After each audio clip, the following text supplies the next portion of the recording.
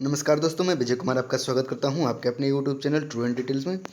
तो दोस्तों, ये हमारा सामान्य अध्ययन का प्रैक्टिस सेट 28 होगा, जो कि आपके रेलवे एनटीपीसी और रेलवे ग्रुप डी के लिए काफ़ी महत्वपूर्ण है दोस्तों। और इसमें 25 महत्वपूर्ण प्रश्न है जो कि आपके एग्जाम के लिए काफ़ी महत्वपूर्ण है। और 25 में से आप कितने प्रश्न कर पाते हो वो कमेंट बॉक्स में हमें ज़रूर बताएं। और अंत में हमने आपसे एक सवाल पूछा है जिसका जवाब आपको कमेंट बॉक्स में देना है। तो चलिए दोस्तों, शुरुआत करते हैं। दोस्तों, अगर थोड़ा सा एक रिक्वेस्ट करना है दोस्तों, अगर ये वीडियो पसंद आया तो कृपया लाइक करें, शेयर करें, हो सके तो मेरे चैनल को सब्सक्राइब करके बेल आइकन को दबा दीजिए, ताकि जितने भी मैं प्रैक्टिस से डालूंगा सामान्य अध्ययन का, उसका नोटिफिकेशन सबसे पहले आपको पहुंचे दोस्तों। अगर नहीं भी पसंद आता है तो डिसलाइक कर सकते हैं। तो चलिए शुरुआत करते हैं। प्रोटीन किस गैस की प्रमुख यौगिक है? एक नाइट्रोजन की, दो हाइड्रोजन की, तीन ऑक्सीजन की, चार इनमें कोई नहीं। तो इसका सही आंसर होगा दोस्तों ऑप्शन एक, नाइट्रोजन की। याद रखिए दोस्तों, नाइट्रोजन की प्रमुख यौगिक है कौन? प्रोटीन। तो चलिए आगे की ओर बढ़ते हैं। व्हिटकर के अनुसार समांत जीवों को कितने जगत में वर्गीकृत किया गया है? एक 4 वर्गों में, दो 3 वर्गों में, तीन 5 वर्गों में, चार 8 वर्गों में। तो इसका सही आंसर होगा दोस्तों ऑप्शन तीन, 5 वर्गों में। याद रखिएगा दोस्तों, समांत जीवों को 5 वर्गों में वर्गीकृत किया गया है, 5 जगत में वर्गीकृत किया गया है। तो चलिए आगे की ओर बढ़ते हैं हम। अगले प्रश्न, जड़ पौधे के किस भाग से विकसित होती है? एक तना से, दो मूलांकर से, तीन स्कंद से, चार इनमें कोई नहीं। तो इसका सही आंसर होगा दोस्तों ऑप्शन दो, मूलांकर से। जड़ पौधे के मूलांकर से जड़ विकसित होती है दोस्तों, याद रखिएगा। तो चलिए आगे की ओर बढ़ते हैं। माइटोकॉन्ड्रिया किस कोशिका में उपस्थित रहती है? एक यूकेरियोटिक, दो प्रोकैरियोटिक, तीन उपर्युक्त दोनों, चार इनमें कोई नहीं। तो इसका सही आंसर होगा दोस्तों ऑप्शन एक, यूकेरियोटिक। याद रखिए दोस्तों, यूकेरियोटिक।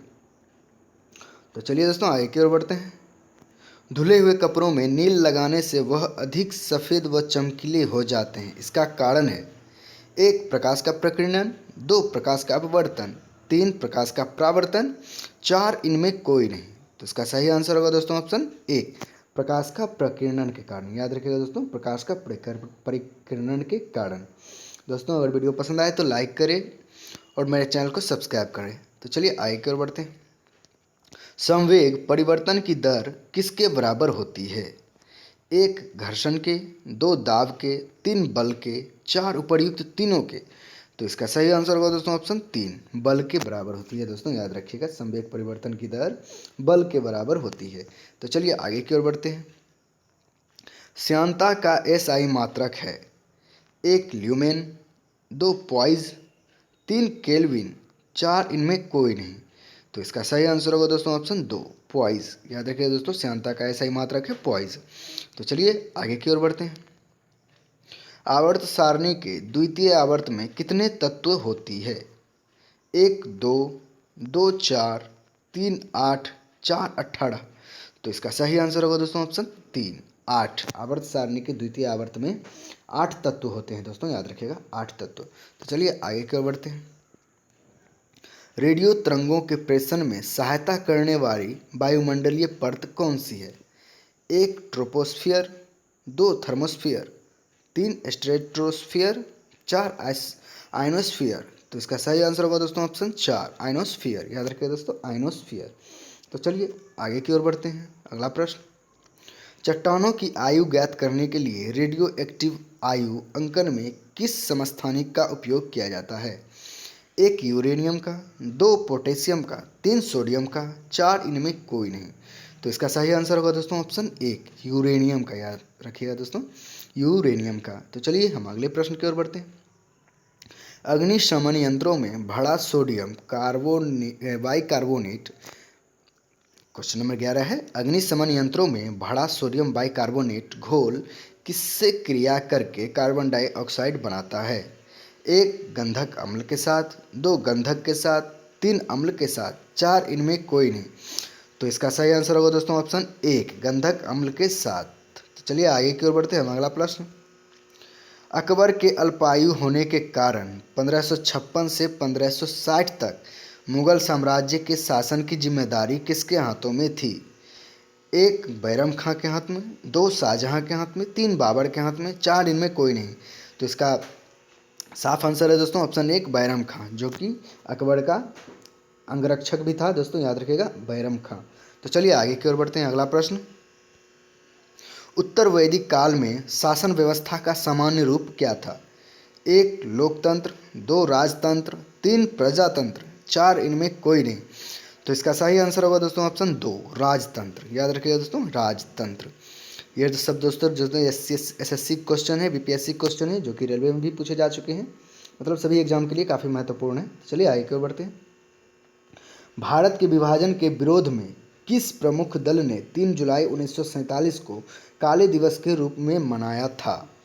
1 कांग्रेस ने, 2 फॉरवर्ड ब्लॉक ने, 3 हिंदू महासभा ने, 4 इनमें कोई नहीं। तो इसका सही आंसर होगा दोस्तों ऑप्शन 3 हिंदू महासभा ने मनाया था। भारत के विभाजन के विरोध में हिंदू महासभा ने 3 जुलाई 1947 को काले दिवस के रूप में मनाया था, याद रखिएगा। तो चलिए हम अगले प्रश्न की ओर बढ़ते हैं। साइमन कमीशन के विरोध के समय गुजरात में बालिकाओं के किस संगठन को स्थापित किया गया? 1 बाल सेना, 2 किशोरी सेना, 3 मंजर सेना, 4 इनमें कोई नहीं। तो इसका सही आंसर होगा दोस्तों ऑप्शन 3 मंजर सेना का गठन किया गया था या स्थापित किया गया था दोस्तों, याद रखिएगा मंजर सेना। तो चलिए हम अगले प्रश्न की ओर बढ़ते हैं। केंद्र में द्वैध शासन का सिद्धांत किस अधिनियम से लागू किया गया? 1 1935 अधिनियम से, 2 1950 अधिनियम से, 3 1787 अधिनियम से, 4 इनमें कोई नहीं। तो इसका सही आंसर होगा दोस्तों ऑप्शन 1 1935 अधिनियम से द्वैध शासन का सिद्धांत लागू किया गया था दोस्तों, याद रखिएगा केंद्र में। तो चलिए आगे की ओर बढ़ते हैं। अगला प्रश्न, संविधान सभा का औपचारिक रूप से प्रतिपादन किसने किया?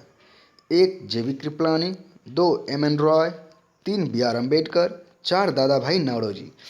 तो इसका सही आंसर होगा दोस्तों ऑप्शन 2 MN राय, याद रखिएगा दोस्तों MN राय। तो चलिए हम अगले प्रश्न की ओर बढ़ते हैं। अगला प्रश्न, देश में मौसम मानचित्र बनाने का प्रमुख कार्यालय किस नगर में स्थित है?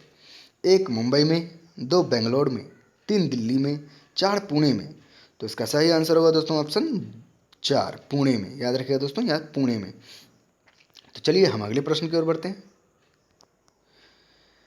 एस्किमो लोगों द्वारा टुंड्रा क्षेत्र में बर्फ की सहायता से बनाए गए अर्धगोलाकार आवासों को क्या कहा जाता है? 1 गोलावास, 2 इग्लू, 3 गुफा, 4 इनमें कोई नहीं। तो इसका सही आंसर होगा दोस्तों ऑप्शन 2 युगलू बोला जाता है दोस्तों, याद रखिएगा युगलू। तो चलिए अगले प्रश्न की ओर बढ़ते हैं। प्रसिद्ध कवि गोपाल दास सक्सेना अपने किस अन्य नाम से अधिक जाने जाते हैं? 1 नीरज, 2 गोपाल, 3 अरविंद, 4 लेखक। तो इसका सही आंसर होगा दोस्तों ऑप्शन 1 नीरज, उपनाम है उनका नीरज। गोपाल दास सक्सेना का उपनाम है नीरज, याद रखिएगा दोस्तों। बगल में शायद कुछ कट रहा है, उसका आवाज़ है, इसके लिए हम आप से सॉरी चाहते हैं दोस्तों, मेरे घर की आवाज़ नहीं है। तो चलिए आगे की ओर बढ़ते हैं। गांधार शैली का संबंध है 1 मंदिर कला से, 2 मूर्ति कला से, 3 काष्ठ कला से, 4 इनमें कोई नहीं। तो इसका सही आंसर होगा दोस्तों ऑप्शन 2 मूर्ति कला से, याद रखिएगा दोस्तों मूर्ति कला से। तो चलिए हम अगले प्रश्न की ओर बढ़ते हैं। भारत में महाकाली नदी संधि किस देश के साथ की है? 1 श्रीलंका से, 2 नेपाल से, 3 पाकिस्तान से, 4 अफगानिस्तान से। तो इसका सही आंसर होगा दोस्तों ऑप्शन 2 नेपाल से, याद रखिएगा दोस्तों नेपाल से। चलिए हम अगले प्रश्न की ओर बढ़ते हैं। ओलंपिक ध्वज का विधिवत उद्घाटन कब हुआ? 1 1915 में, 2 1914 में, 3 1930 में, 4 1920 में। तो इसका सही आंसर होगा दोस्तों ऑप्शन 2 1914 में, जो कि पेरिस में हुआ था दोस्तों, याद रखिएगा। तो चलिए अगले प्रश्न की ओर बढ़ते हैं। नेत्रहीन क्रिकेट विश्व कप 2018 का विजेता देश है? 1 भारत, 2 श्रीलंका, 3 पाकिस्तान, 4 ऑस्ट्रेलिया। तो इसका सही आंसर होगा दोस्तों ऑप्शन 1 भारत, याद रखिएगा। नेत्रहीन क्रिकेट विश्व कप 2018 का विजेता भारत है, याद रखिएगा दोस्तों भारत। तो चलिए हम आखिरी प्रश्न की ओर बढ़ते हैं।